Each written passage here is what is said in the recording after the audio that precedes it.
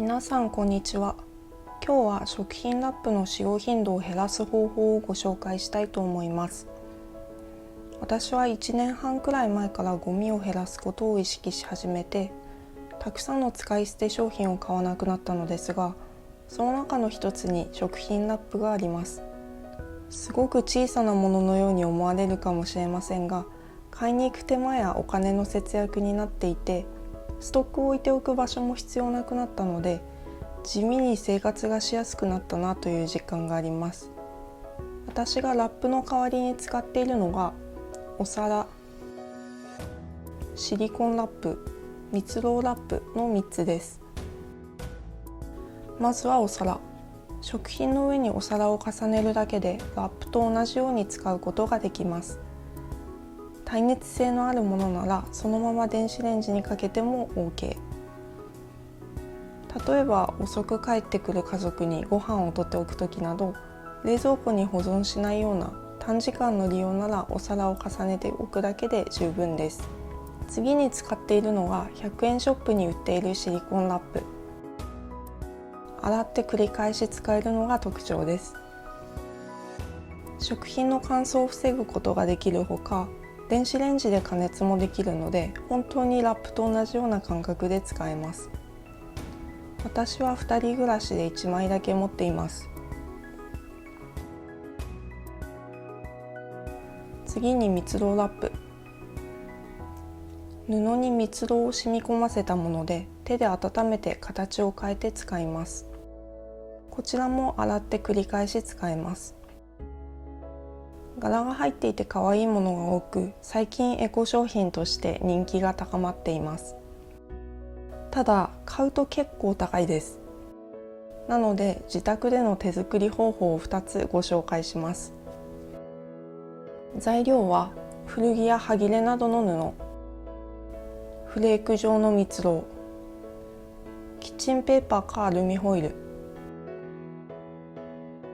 ハサミ。布はコットンなど熱に強い天然繊維のものを使うようにしてください。シャツのような目の詰まった生地が最適だと思います。まずはアイロンを使って作る方法。アルミホイルの上に布を置き、蜜蝋をまんべんなく散りばめます。その上にまたアルミホイルを重ね、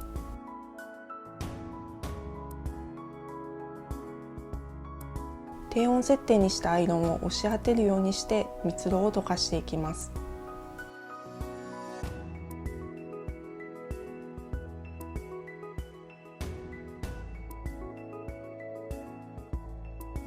まんべんなく蜜蝋が行き渡ったらアルミホイルを剥がし、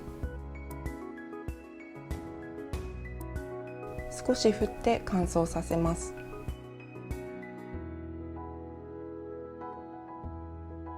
端の部分を切ってほつれないようにしておきます。これで完成。もう一つはオーブンやトースターを使って作る方法。天板の上にアルミホイルを広げ、その上に布を乗せます。布が入りきらない場合は折りたたんでも大丈夫。先ほどと同じように蜜蝋をまんべんなく散らします。それからオーブンかトースターで加熱します。今回は180度で5分加熱しました。もう少し低い温度でも大丈夫だと思います。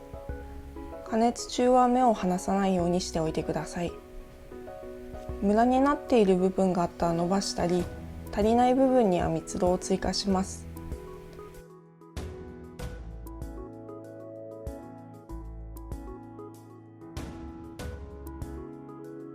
全体に蜜蝋が行き渡ったら、先ほどと同じように冷まして完成です。しっかり蜜蝋が染み込んでいたので端の処理はしませんでした。個人的にはオーブンを使ったやり方の方が簡単だと思います。蜜蝋ラップは熱に弱いので、熱いものを包んだり包んだままの加熱ができないという特徴があります。なので余った野菜を包んだりサラダなど加熱しないものにかけたりするのに向いています。普通の食品ラップと同じ感覚では使えないので、導入するとしたら最後でもいいかなと思いますが、慣れるとかなり便利に使えます。最後にラップを使わないご飯の冷凍方法をご紹介します。私の場合、タッパーなどにご飯を入れてそのまま冷凍し、食べるときにはシリコンラップなどをかぶせて電子レンジで解凍しています。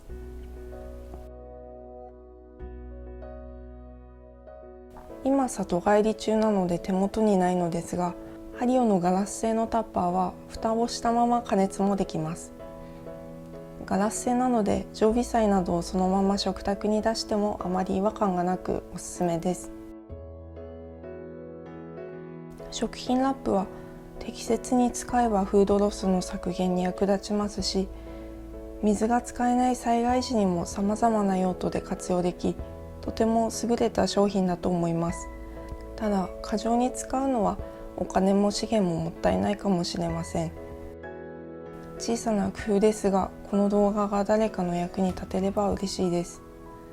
それではまた。